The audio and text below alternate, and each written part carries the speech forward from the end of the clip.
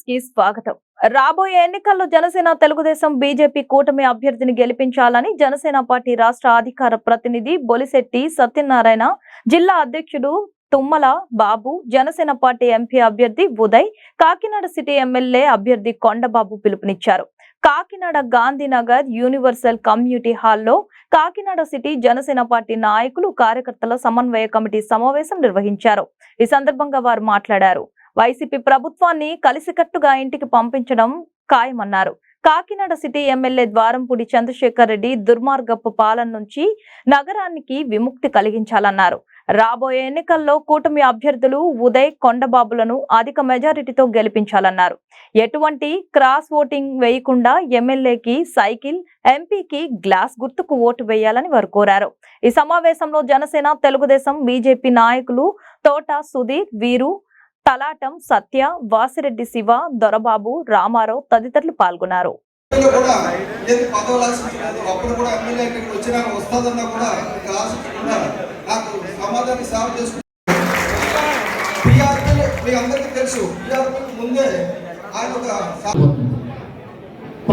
చూశాను బీజేపీ వాళ్ళు అలాగే చూస్తున్నారు.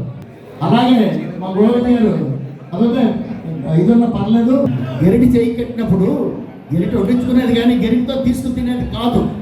స్థాయిలో తీసుకుని కింద పడేస్తున్నారు.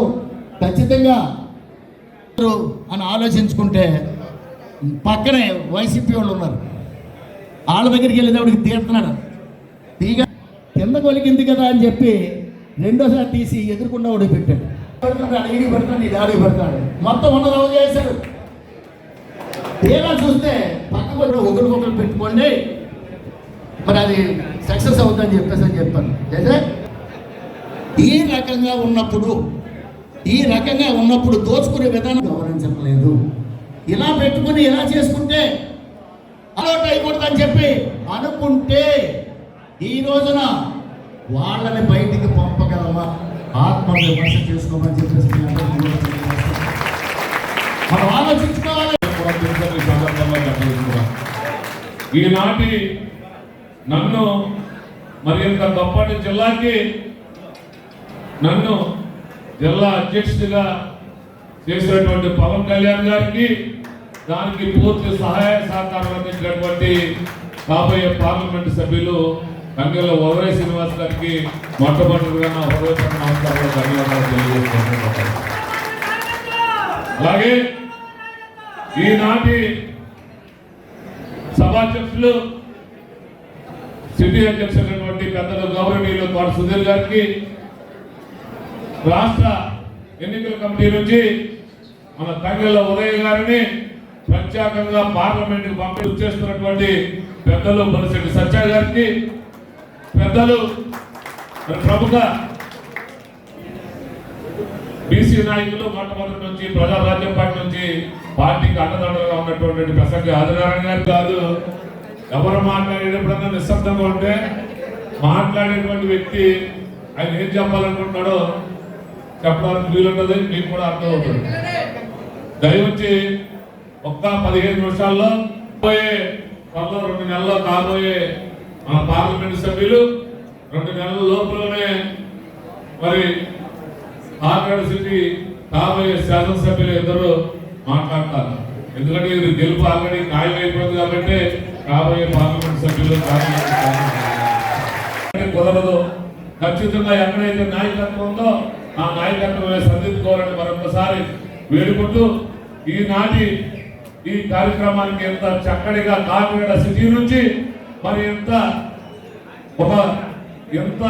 ఇరుగ్గా ఉన్నటువంటి వాతావరణంలో కూడా మీరు అందరూ జనసేన పార్టీ మీద నమ్మకంతో రాబోయే రోజుల్లో మరి పార్లమెంట్ అధ్యక్షుడిగా ఉదయ్ శ్రీనివాస్ గారిని, శాసనసభ కొండబాబు గారిని పంపించాలనేటువంటి పట్టుదలతో మీరు ఎంత చక్కగా కూర్చున్నటువంటి మీ అందరికీ కూడా పేరు పేరున హృదయపూర్వక నమస్కారాలు, ధన్యవాదాలు తెలియజేసుకుంటాను. మరి ముఖ్యంగా కాకినాడ సిటీ నుంచి ఎంత పెద్ద ఎత్తున వీర మహిళలు వచ్చినందుకు, వారందరికీ కూడా ఎంతసేపు వచ్చినందుకు వారందరికీ కూడా మనం ఎలా దాటగలం? రోజులు చూస్తే రోజుకొక రోజు, రోజు ఒక రోజు తగ్గిపోతుంది. మనలో అందరూ కూడా సంఘటనతో అవ్వాలి, ఒకే తాటి మీదకి రావాలి. వాళ్ళు తెలుగుదేశమా బీజేపీయా జనసేన అనేది కాదు. జనసేనలో కూడా మరి సుధీర్ గారి వర్గమా, మరి ఇంకొక ఆయన వర్గమా, రామారావు వర్గమా, ఇంకొక వర్గమా అనేది కాదు. వర్గాలు లేవు. ఒకే తాటిపైకి మన అందరం రాగలిగితే ఇలాంటి రెడ్లు,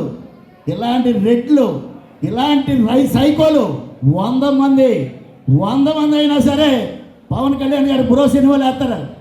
అలా సిద్ధికేస్తే అలా పోతారన్న సంగతి అందరూ కూడా గమనించాలని చెప్పేసి మీ అందరికీ కూడా తెలియజేస్తున్నాం. మరలా వచ్చాడు భీముడు. ఈ భీముడు ఇక్కడే ఉండేవాడు. అక్కడికి వెళ్ళాను. యుద్ధం ఆసన్నమైంది కాబట్టి, నా అవసరం ఉంది కాబట్టి మరి ఇక్కడికి రావడం జరిగింది. ఖచ్చితంగా సహాయం పడతాం. బంగాళాఖాతంలో తోసేయడానికి కూడా వెనుకాడేది లేదని చెప్పేసి మీ అందరికీ కూడా తెలియజేస్తున్నాం.